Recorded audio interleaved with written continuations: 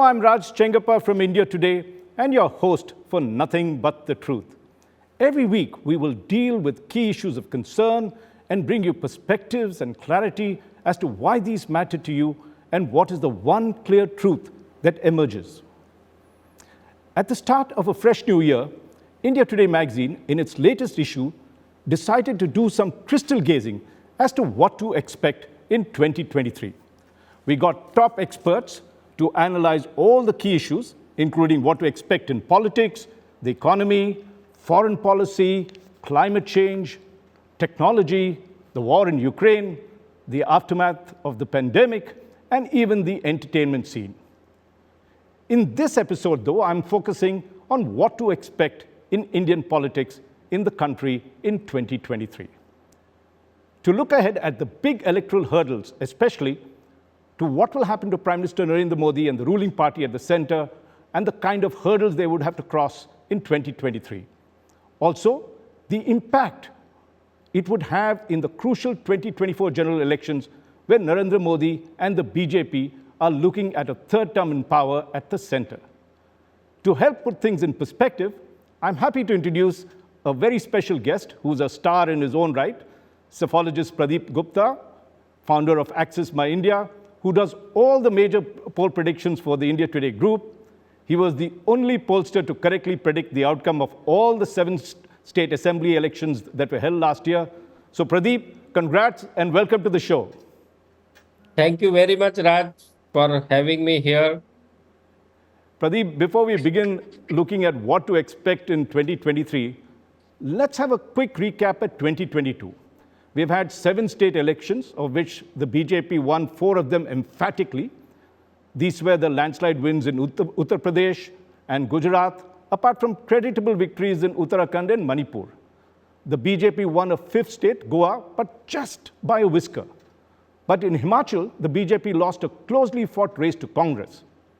In Punjab, though, we saw the emergence of a whole new force in the sensitive frontline state, with AAP winning by a landslide. So, Pradeep, let's get a quick assessment of what you think the outcome of the 2022 election meant for the ruling BJP as well as the opposition parties. Yeah, Raj. For the BJP, I would say out of these 7 state elections, the biggest takeaway or the big point was the victory, repeat victory in all the states. In fact, in Uttar Pradesh, they repeat the government, Uttarakhand, they repeat the government, Goa, they repeat the government, Gujarat, they repeat the government, and Manipur, they repeat the government. So this is something, when any party for that matter, when they repeat the government, it shows that their performance of last 5 years, people have wholeheartedly accepted. I mean, that is the big takeaway for the BJP. And for the Congress party, there is a ray of hope in terms of they could be victorious in Himachal Pradesh. Though there is a tradition of Himachal Pradesh change, the Rivaj, they call it Rivaj of changing the government every 5 years. So Congress were there at the benefit end. And in Aam Aadmi Party, handsomely won the Punjab. I mean, that is the biggest news of the 2022 as far as the AAP making inroads in the 2nd state. They are already ruling the Delhi, and now they are ruling in 2 states. Same like Congress party at this point of time. Now Himachal has added to their kitty. Now, Pradeep, you talked about the wins that the BJP had. I want you to analyze one significant fact. Prior to 2022, in the 23 state polls held between 2018 and 2021, the BJP's only outright wins came in the northeastern states of Tripura and Arunachal Pradesh. The rest of its victories, be it Maharashtra, Bihar, Haryana, Puducherry, or the 3 northeastern states, came either in pre-poll or post-poll alliances with other parties. So, Pradeep, I have 2 questions. One, when it comes to state elections, does the Narendra Modi factor diminish, especially between this particular period, 2018 to 2021? And what does all this say about BJP's ability to win absolute majorities in states as it has done in the center? See, Raj, it is like this. Any outcome of any election for that matter is depend on multiple things. When it comes to BJP, you mentioned that whether Modi factor is getting diminished in a state election, I would say no. It also depends the performance of the state government of the day. That is very important. And how BJP or the party has or the Modi has taken those situations. So if you see, in case of Uttar Pradesh, Yogi ji has done, I would say, fairly good job, particularly on account of law and order, and also handling the COVID situation, though we have seen the dead bodies flowing in Ganga, but that is not only the story. There are whole lot of things they could manage during COVID. So that's the one point. The second point is that if you see in Uttarakhand, three chief minister changed. In Gujarat, including chief minister, all the cabinet and minister change. This is something historical. You will hardly see this kind of a phenomena. There is a definitely some story. Once you change everybody from top to bottom and still you win, it means there is some force, some guiding force behind it, and which is Narendra Modi, that is for sure.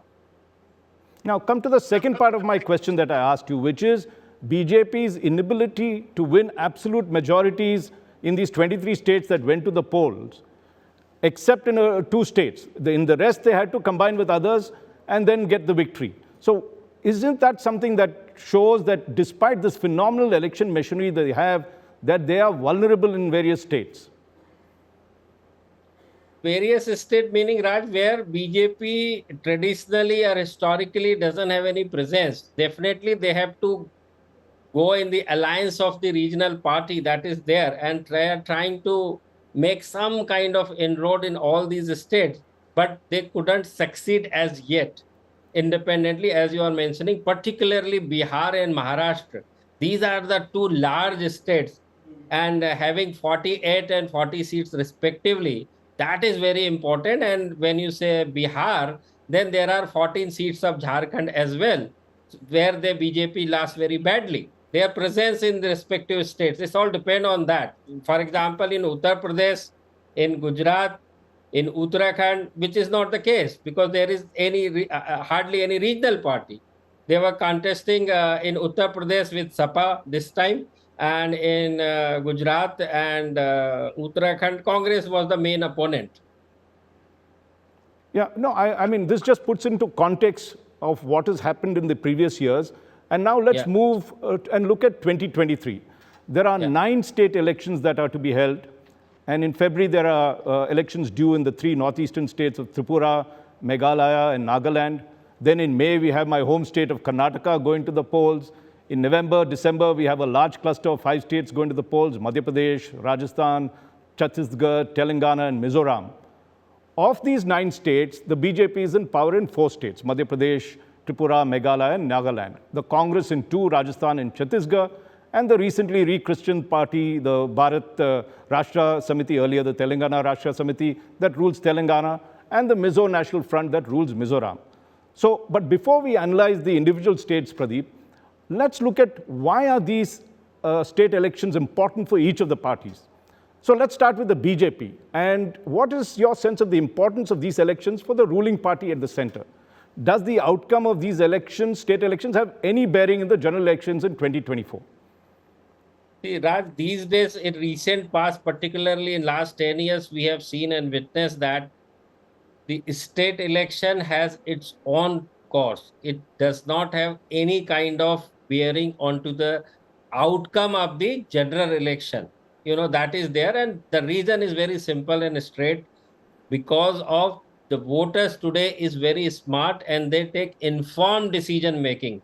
They pretty well know whatever development is done, for example, the road, if this road is in good condition, they know who is responsible for this, who is behind this, whether the municipal government or the state government or the national government. They pretty well know this. So people make informed decision making, that's one.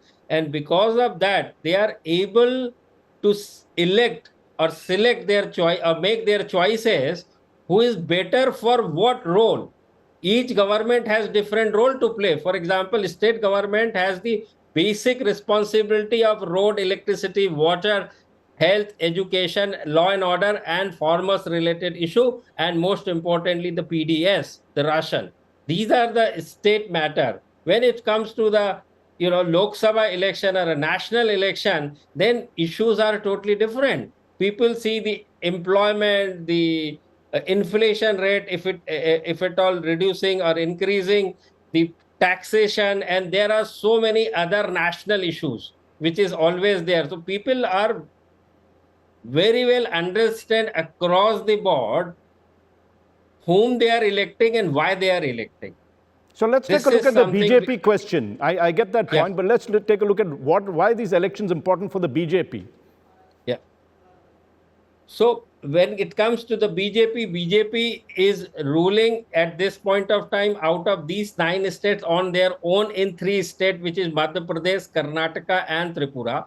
They are having alliance with the NPP in Meghalaya and NDPP in Nagaland. So they are supporting these NDPP and NPP respectively. So let's come to the Madhya Pradesh. When it comes to the Madhya Pradesh, the last time in 2018, the story is here. The biggest story is here is that Congress could found the government despite of the hung assembly, but a very whisker, like Congress could secure 114 seats, and what you need for the majority is 116. So they were short of 2 seats. On the other hand, BJP had 109 seats. But what happened after 15 months? The Kamalnath government, Congress government could last only 15 months, and Jyotiraditya Sindhe moved away from Congress to BJP along with the 20 odd MLAs. I mean, that is where the real story. And when I say Congress could form the government in 2018, we have to see what had happened regionally. So it was the Chambal region. It was the Chambal region out of 36 seats, 34 seats in Chambal region. Congress won 26 seats and BJP could won only 7 seats. This was, and the difference in overall state, the difference between both the parties were only 5 seats. And Congress won here 26 seats and 20 odd, with 20 odd MLAs, Jyotiraditya Sindhe moved out of Congress and made sure BJP formed the government under Shivraj Singh Chauhan. So this is something very interesting and important this time, whether it was the Scindia factor is still working and Shivraj Singh Chauhan is still working, and over and above Modi factor is working to counter the Congress of now Digvijay Singh and Kamal Nath. So this is the story of Madhya Pradesh. Now coming to your own state, which is Karnataka. I'm going to come to that, Pradeep, but before that, I want to look at the larger picture that is there. And if you take a look at the Congress party, before the party won in Himachal, the Congress fortunes had touched a new low. I mean, there's no word to sort of describe. They ruled only in 2 states, and they were partners in Jharkhand and Tamil Nadu. So if you look at from the Congress vantage point, what do these upcoming state elections mean for the party itself? Oh, very important for Congress for multiple reasons. One is that they have to hold on to Rajasthan and Chhattisgarh, which is very important. And Rajasthan is traditionally having the, again, likes of Himachal Pradesh switching the government every 5 years.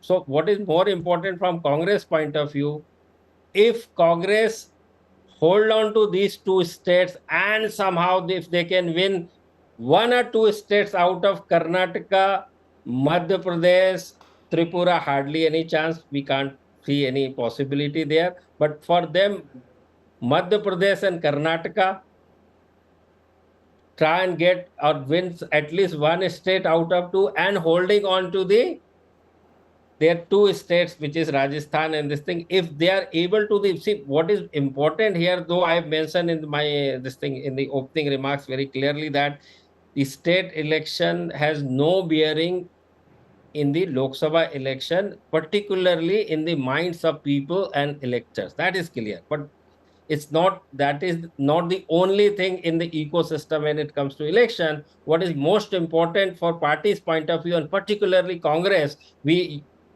continuously last 10 years, we are saying Congress is a sinking ship.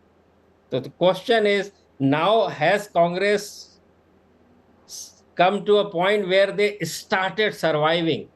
They started progressing. This is something we need to see, because in the context of general election, because even today, the Congress is going to be the main opponents when it comes to Lok Sabha election. There is not a single percent doubt in anybody's mind.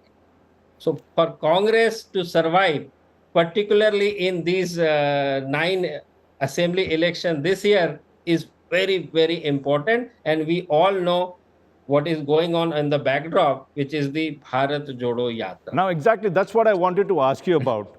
And if you take a look at the Bharat Jodo Yatra, and in fact, I did go out and see, how significant is this yatra for Rahul Gandhi, one, and for the Congress party? See, I would say it is very significant from the Congress point of view. I would say from late Pandit Jawaharlal Nehru till today, none of the leader or the top brasses in the Congress party had done this kind of people's connect, which is very important in a democracy. They have never ever done, because most of the time they are the ruling party and they never realize the need. Now, after losing election after election, they realize it's time to go back to the people in the people's court and try to connect, try to understand what are their needs, issues, culture, system, processes on the ground, which they never did. One or two leaders, likes of Digvijay Singh, they may have done, but that is very limited in one state, Madhya Pradesh, and something like that. This is the first time. So what I am trying to tell you, what is the possible benefit of this Bharat Jodo Yatra? First and foremost is the Congress, within Congress. So people are saying this is more of a Congress Jodo Yatra. I am fully agree to this. Any hard work put in place definitely have n number of benefits. The first benefit, Congress, you have seen in the past, forget the electors, within Congress party, the G20 you have heard. So many leaders walked away from Congress and joined other parties, including, I mean, there is a list. I mean, I will keep on counting and there is no end to it. But what had happened after Bharat Jodo Yatra in the recent time, the leaders who have walked away with Ghulam Nabi Azad in Jammu and Kashmir, they are coming back to the Congress. This is something I would say, this is something, that point what people are looking at, particularly from Congress point of view. Okay, now Congress started reviving. That reviving is very important, and most important for Congress, and that to Rahul Gandhi, would be his acceptability within the party. Acceptability within the party. Now he can take bold decisions. Now he will have good amount of say in the decision making. People, his own cadre or leader, will take him very seriously. You have seen that what happened in the Punjab with the Sidhu and Charanjit Channi episode. Many reasons. Now you've seen in the Gehlot and fight among the Sachin pilots. I mean, you name it and you have it everywhere. Wherever the Congress is there, definitely there is infight.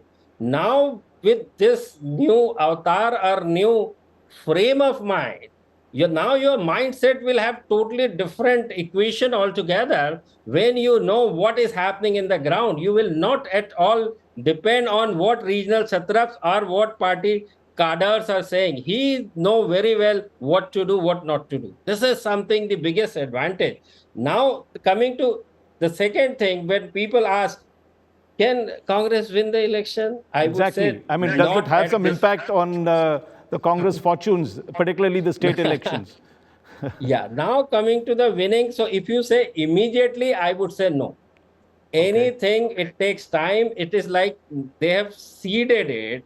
Now they have shown the seeds. Now the first is the stem, then there will be the leaf, then there will be the flowers, then there will be the fruits, and then there will be the fruit juice, what you're talking about, as far as the prospect of Congress winning the election and that to majority and ruling the, in India. So it will take time. It will take time. The most important thing, the beginning is good. At least the beginning is made. So when you say time, and when you're looking at your tree analogy and the fruit analogy, normally these trees take what, 6 months, 3 to 6 months to do whatever they're doing. You're talking of the seed and everything, that's a different matter. Then that'll take 5-8 years. So it depends. So when you talk about a national context, if you want to win a Lok Sabha election, let's put it this way. Right? Lok Sabha election. Because the yatra is from Kanyakumari to Jammu and Kashmir across the country, I would say, right? So you should see, and particularly when it is a Rahul Gandhi, it is not a regional leader. So you should see the Lok Sabha point of view. Any party or any person need at least 15 years for the graduation. Right? Once you started standard 1, you need 15 years, 12 plus 3 for sure, to be a graduate. So this is the graduation. Even if you see the Aam Aadmi Party in the context of assembly election in Punjab or even in Delhi, Punjab, because this is a big state. Delhi is like a city. Even in Delhi, in 2013, they were second number. And then 2015, they could win, handsomely. In Punjab, what had happened? In 2014, they won 4 Lok Sabha seats. In 17, they could win 21 seats out of 117 seats. In Punjab. And then after 5 years, in 2022, they could form the government on their own. Even in Punjab, like a state which is smaller in, very smaller with 117 seats, it took, very importantly, 9 to 10 years. Now, that comes to the question that I have on AAP itself. They made a huge splash, as you said, both in Delhi and in Punjab, and to some extent in Gujarat. But in the current run of state elections that's going to happen in 2023, their presence is negligible. So what are the imperatives for the AAP? What should they be doing? If you had to advise the AAP, what should they be doing this year? No, see, this is the very good kind of a situation as far as comes to the opposition party, particularly. Aam Aadmi Party has a good brand equity and the leader, but they do not have the base. You have to have the base. You have a good brand equity, but what you need is the shops, the retails, to convert this brand equity into the sale. So they are lacking behind. And the other hand, Congress has shops or outlets everywhere across the country, but they are lacking the brand equity of the tall leader who can pull the electors. So this is the very classical example where the BJP is enjoying the kind of state of opposition. Now coming to the, now let me shift this little bit focus from particularly these states. Now there is, apart from BJP and Congress, there are other regional party also. I'm coming to that. I want to come and ask you this question because we have Telangana election coming. And so let's take a look at the regional party, the Bharat Rashtra Samiti, as it's now rechristened, headed by K. Chandrasekhar Rao, where he's contesting for a record third term as chief minister. The BJP has made some inroads in that state, and there is a huge problem of anti-incumbency. But is it enough to oust KCR as he is known? So when it comes to TRS and particularly Chief Minister KCR, first of all, yes, they will be facing 10 years anti-incumbency. That is there. And in fact, when they won last time and they preponed the election, if you remember, actually assembly election last time was to happen along with the Lok Sabha election, the way it did, happened in 2014. But Chandrasekhar Rao, he's smart enough, he could sense that in Lok Sabha election, there is a Modi factor and there can be a risk. So he preponed the election. He won with 88 seats out of 119 seats, which is, I would say, thumping majority. and the vote share is also very good of 47%. But immediately after 5 months, the Lok Sabha election held, and their vote share reduced from 47 to 41, and BJP increased from 7 to 19. It's a substantial jump. And most importantly, there was a discontent. Discontent is a lighter word, I would say anger among the farmers and daughter of KCR, Kavita, lost from Nizamabad very badly. In fact, you can imagine 178 farmers contested election against Kavita and made sure she loses the election. So after this defeat in Lok Sabha, particularly when daughter lost, KCR again sends this what discontent or the anger, and these two very demography, particularly farmers and Dalit and tribal, these are the decisive demography, and very aggressively he made sure these demographies are being taken care of. So there is whole lot of social welfare schemes, freebies, etc., in last 4 years. He's just trying to somehow manage the anti-incumbency, two terms of anti-incumbency, and other hand, BJP is investing their capital like anything. They can sense some amount of fruit there, so they could win 4 seats out of 17 in Lok Sabha election. So this is something very interesting to be seen. And the other hand, Congress is also trying to do something good there. They are also trying and fighting. So in the process, it is very interesting election going to be in Telangana. Also, apart from TRS in Telangana, the JDS is there in Karnataka, and TMC is trying their luck or trying to make some inroads in Meghalaya. They managed 6 Congress MLAs to join TMC, including Mukul Sangma, the former chief minister. So they are trying hard to make some inroads in both the states, in Tripura and Meghalaya. So that is also important to be seen. But let's take a look at regional parties itself and the big challenge the BJP faces.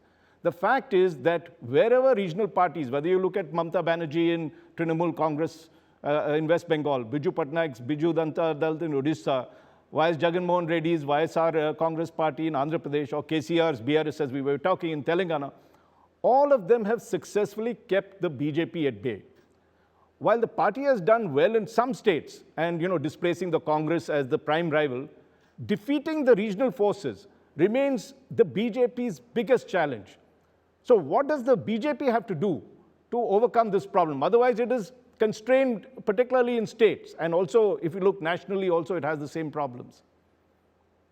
See, Raj, there are two categories within these states, as you mentioned. There are two categories where BJP has a presence, and there are states where BJP has a, I would say, zero presence, which is Tamil Nadu, Andhra Pradesh, and Kerala.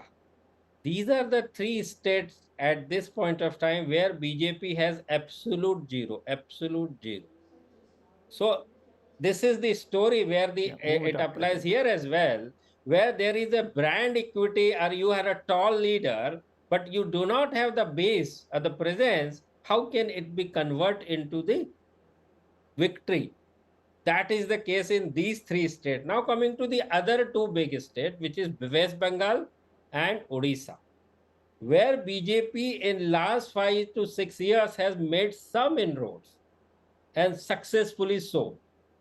In last election, now let's talk about first the Lok Sabha election. If you want to talk, BJP could win 18 seats, which is a very substantial number, as against 23 seats by TMC. And Congress could win only 2 seats, and left party 0 seats. This is the story. So in a way, BJP replaced left and Congress in West Bengal. Now coming to the Odisha, despite of the fact that Naveen Patnaik is too tall or big leader, he has won fifth consecutive time assembly election, every time with more margin, a more number of seats. Despite of that, BJP could win 8 seats and 12 by the Biju Janata Dal. The difference was hardly anything. And also important to see here in case of Odisha, the election held the same day, the assembly and the Lok Sabha. That is where Biju Patnaik, Biju Janata Dal, or Naveen Babu has a very good rapport or record among the people. So No, my this is larger something point was, 3 and 2. my larger Yeah, point was this, that the yeah. BJP is still seen primarily as a Hindi belt party, with some inroads in the east and the west it is there. Also, as we discussed in south, barring Karnataka, its presence is negligible. So, if you take a look at the BJP, it focuses largely on the 12 states. It gets its majority through that. It is truly not been able to penetrate like Congress has done in the past. I'm talking of the grand old party that was there right across the country. It is still restricted to a few pockets. They still have to do a lot more work. Yes, you're right. And I mentioned this in the beginning. It said they have no presence, zero. They have to do a lot. Most importantly, the communication. They are lacking behind because of first the communication, to the kind of positioning they have. Hinduism or Hindutva doesn't work in these states for sure. So So they what have do to they need come to out do? with some different strategy. They have to come out with some different strategy and try and make some inroad, which they did in Odisha and West Bengal. That's what Right. I'm trying to say. They tried, and we can say that in Karnataka and Telangana also, they could win 4 seats out of 70. So they made some inroad for sure, but I mean, still by far they are lacking behind in these 3 states. But they are Now, doing good in Odisha and Bengal. Let me tell you this. okay, so let's watch the BJP's progress in terms of its expansion across its traditional winning belts that it has. And let's turn to my home state, Karnataka, which Yeah. is going to the polls in May. And even though the BJP is in power in Karnataka, its hold is tenuous. Just to recap, in the 2018 elections, the BJP emerged as the single largest party with 104 seats. It was Yeah. 9 short of a simple majority of 113 needed in a House of 224. It was the Congress with 80 seats and the Janata Dal Secular with 37 seats that joined forces and formed the government. A year later, the BJP hit back by engineering defections in the Congress and forming the government with B.S. Yediyurappa as chief minister. 2 years later, in July 2021, that is last year, in a bid to avert the rising anti-incumbency, the BJP replaced Yediyurappa with Basavaraj Bommai. So, Pradeep, what are the challenges that the BJP faces in Karnataka, and what do you think will be the key issues that will determine this election? First, anti-incumbency for sure. The poor performance of state government, and that is the probably reason why Yediyurappa has been changed as a chief minister and Basavaraj Bommai been now chief minister of Karnataka. So that is two things. And now third thing is important, is that the main opposition is Congress party, but we have to see in the context here again, old Mysuru region and Janata Dal S, JDS is also very important. Last time, out of 64 seats, though BJP came number one party with 104 seats, but this is the biggest region first with 64 seats. BJP could win only 16 seats, meaning 48 seats were been won by other party, which is Congress, JDS, and one BSP in alliance with JDS and one independent. So this is the story. In this region, traditionally, BJP had no presence whatsoever. But in 2019 election, when these traditional arch rivals in this region, which is JDS and Congress, came together, they formed the alliance in state. Despite of that, they could only win 2 seats out of 28 seats, one each by Congress and JDS. So this time again to be seen is very interesting whether so-called opposition vote get splitted into JDS and Congress here again, then there will be a difficult for Congress, or Congress may be struggling to form the government. That is one. Now, coming to the Congress point of view, three demography, which is the decisive in the state of Karnataka, which is Dalit, tribal, and Muslims. So you see here, and particularly after Kharge won Congress president election, he is a Dalit. He belongs to Hyderabad, Karnataka region. So this become a very interesting contest this time. The one hand, the split votes in Old Mysuru region. The other hand, the entire Karnataka, these three demography seems to be traditionally favoring all the time to the Congress, and that too, Kharge becoming a Congress president should add some value to it. So this is the dynamics of the Karnataka at this point of time, I would say. I just have one additional question on Karnataka. We were talking about the Congress. The problem for the Congress in Karnataka is that it is racked by internal strife. Both its top leaders, former Chief Minister Siddaramaiah and current state party chief D.K. Shivakumar, are at odds with each other. If they cooperate, though, I'm just speculating, does the Congress have a good chance of pulling off a win? Is that the real issue, or there's some other issues that need to be sorted out? This is one of the issue apart from two issues I mentioned earlier. This is one issue, and also important to see here is the northern part of Karnataka. That is where none of these has any bearing, which is the infighting in Congress, what you're mentioning. So other part, which is the Lingayat dominated region, which is northern part of the Karnataka, and what we have discussed so far is the southern part of the Karnataka. So this regional thing is also very important, and BJP in particularly 19, I was just mentioning, secured 51% vote share, and Devi Gaudas, only the old big man HD Devi Gowda could won the seat. Other Devi Gowdas, the son of Kumar Swami's, lost the election. And that comes to my final point on Karnataka. Yeah. What are the chances of will the JDS be a spoil sport for the Congress? Will it play a positive role? Will it be the B team of the BJP?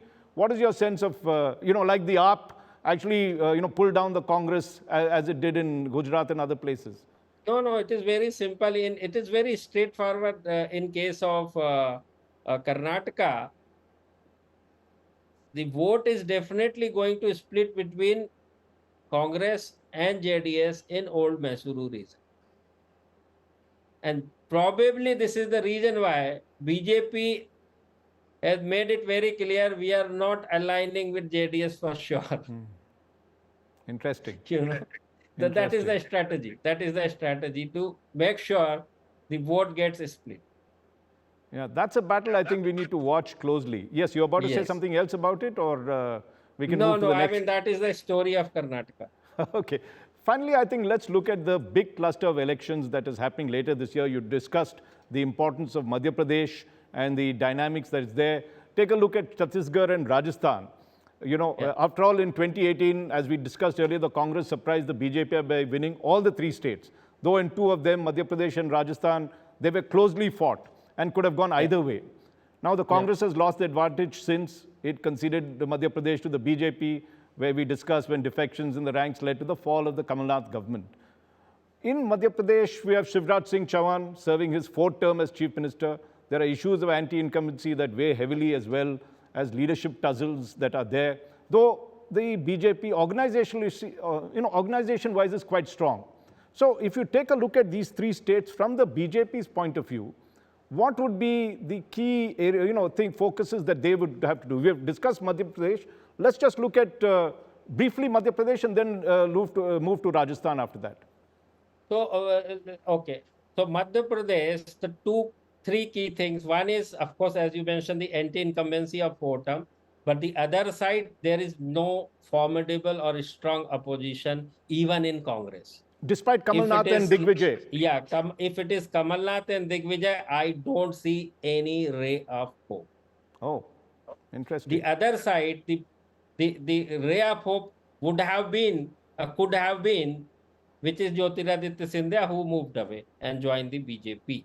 The Chambal region was always the weaker turf for the BJP. So this is the classic case of there is no alternative in Madhya You don't Pradesh. think that the BJP requires a change, just like Kamal Nath and Digvijay are seen as the old guard, that the BJP, like it made changes in Gujarat of their chief minister, you don't think this should happen in Madhya Pradesh?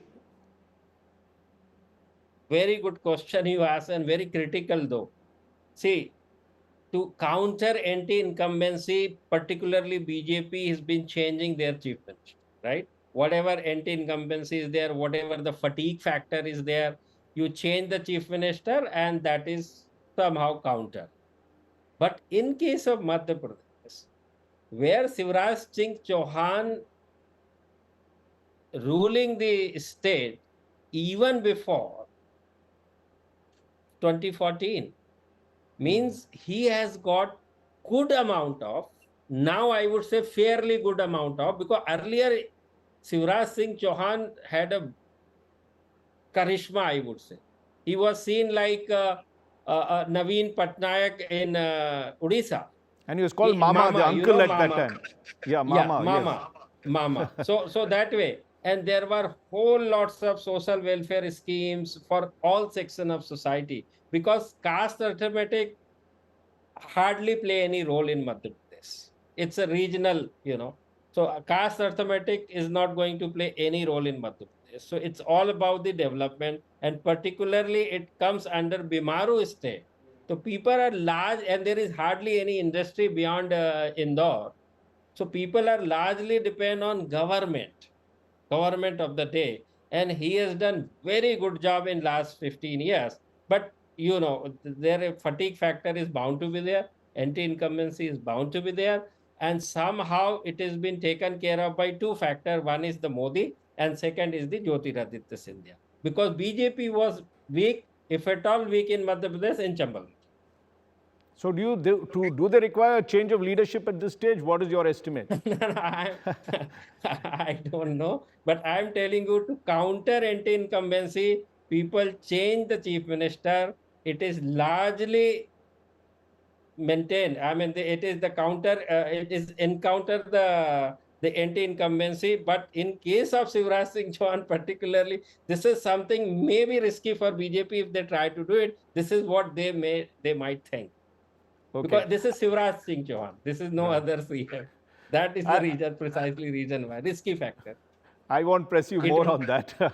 But coming to Rajasthan, the Congress is clearly in trouble with Chief Minister Ashok Gehlot and his former deputy Sachin Pilot still at war with each other. Apart from anti-incumbency issues, you had mentioned that earlier. There is, of course, if you look at the BJP also, there is a tussle for leadership between former Chief Minister Vasundhara Raje and the Union Minister Gajendra Singh Shekhawat. That is also taking a toll of party unity. So what is your sense of the key issues that will impact the state and determine the outcome of the elections? See, my strong belief is, I'm very strong belief, even in case of, as you mentioned earlier, Karnataka, PK Shiv Kumar and Siddaramaiah, and now coming to Gehlot and Sachin Pilot, it may impact, but not more than 10 assembly constituency. Let me tell you. People doesn't care. People doesn't care. Those days are over when tall leader used to just say like this. In eyes, they used to put like this, and people used to go and vote whatever they are guiding. These days, people doesn't care what my father is saying. Forget the leader. They don't care, doesn't care. So I don't see the infighting in any party can impact the outcome of the election. They may win or lose few seats here and there. But if you see in case of likes of Himachal Pradesh, where a small state of 68 seats, And BJP in 5 years back in 17 won 44 seats, and out of 44 seats you have 20 seats where rebels are there. Then it damages the prospect, because the winning margins is much within that 22 seats. Right. Even if you take the midpoint, which is 10 seats, it's still substantial. Where it makes the difference, the rebels. But fighting doesn't make, because two people are contesting and both of them are known to the people, and some is voting here and some is voting there, then there is a split of vote. But what you are doing in your boardroom or a drawing room or a bedroom, people doesn't care. They have their whole list of issues and problems and So so on. what would be the key issues you feel if the leadership are, even if the leaderships are, The leadership tussles are there? Okay. performance. And there the Performance Congress of is the, on the see, back if you foot? see, yeah, if you see the Vasundhara, one is the tradition and two is the performance. If you see last time, they used to say, Modi तुझसे वैर नहीं, Vasundhara तेरी खैर नहीं. People used to say very openly. There is no hidden fact. The performance. And if you see the performance of Gehlot, we can't see that, something you can be proud of or something you can pull the election for. So, I mean, Congress will have a tough time to hold back to Rajasthan. This is my sense, because the one is the tradition and two is the performance. Okay, we'll now move to Chhattisgarh and look at the fact that despite the Congress being there for the last 5 years, the BJP has not been able to get its act together, though it held power for so long. So you think in this particular state, the BJP is on the back foot, unlike in Rajasthan, and the Congress is better positioned to win the elections this time with Baghel as Chief Minister Bhupesh Baghel as the head? Yes, I think to large extent what you are saying is correct. And reason is, again, one is the tradition. This state is also traditional. In fact, these all eastern states, starting from Chhattisgarh, even include Madhya Pradesh also. Madhya Pradesh, Chhattisgarh, then you go to Odisha, then West Bengal, then Assam. All eastern states relatively poor than the western and southern states, and have the tradition of continuing government at least 3 terms, which hold good in all these cases what I mentioned to you. From Assam to Madhya Pradesh, you have seen that 3 terms in all these states, some cases 5 terms, some cases 6 terms also, Bengal and Orissa. So one is the tradition, and two is, you are right, after BJP lost so badly in 2018 election to the Congress, I mean, just imagine 90 seats, the total assembly, and Congress could win 68 seats, and BJP could win only 15 seats, only 15 seats. So I would say BJP could not recover as yet on the one side, and second side is Bhupesh Baghel, I would say comparatively Gehlot and Bhupesh Baghel performance, Bhupesh Singh Baghel is too good in that sense.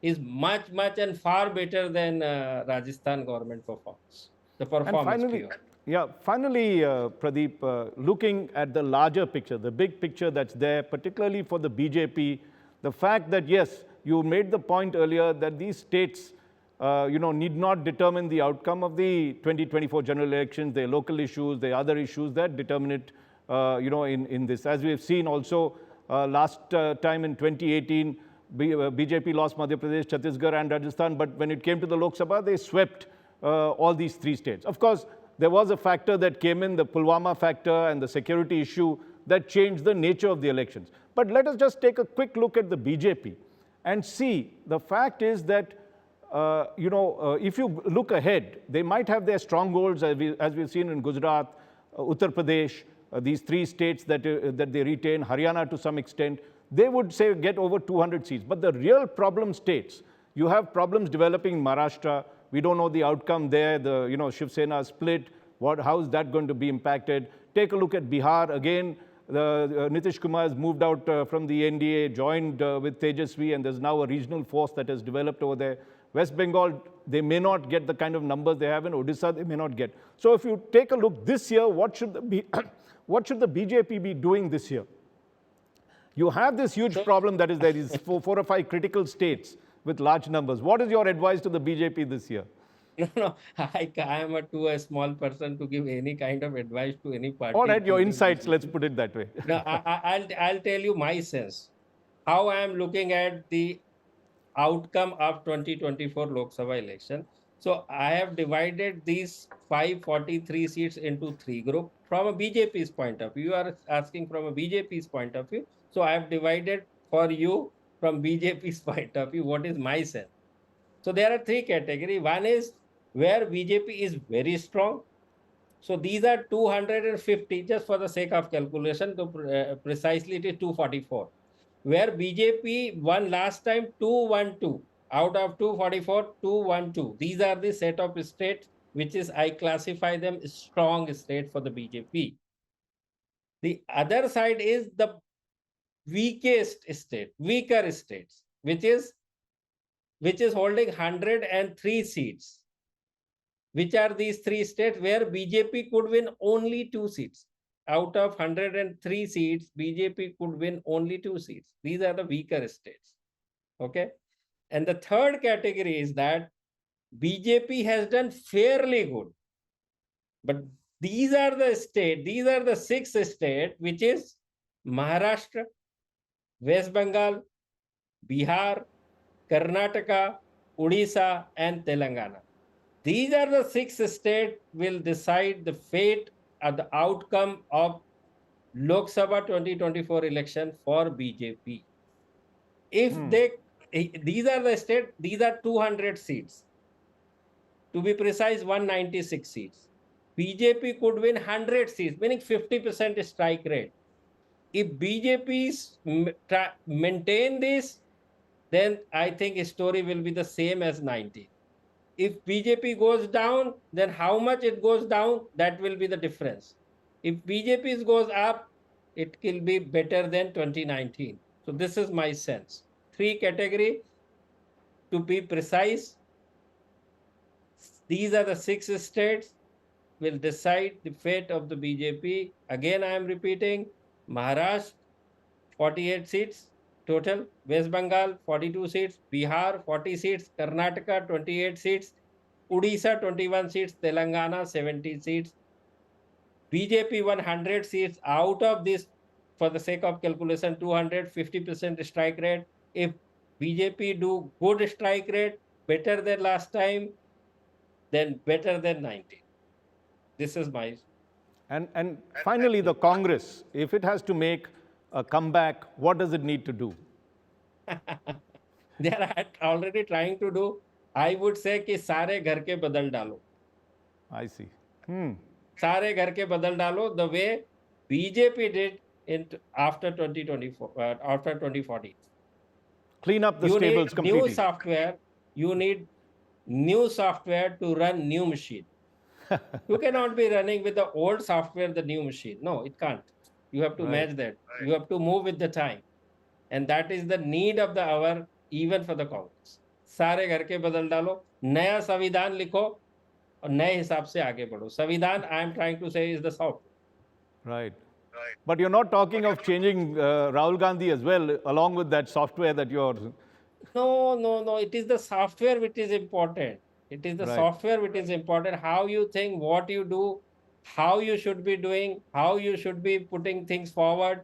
Those old style and the old software is from Raja Rajwada, from the ages, ancient ages. Ki Raja ka beta Raja.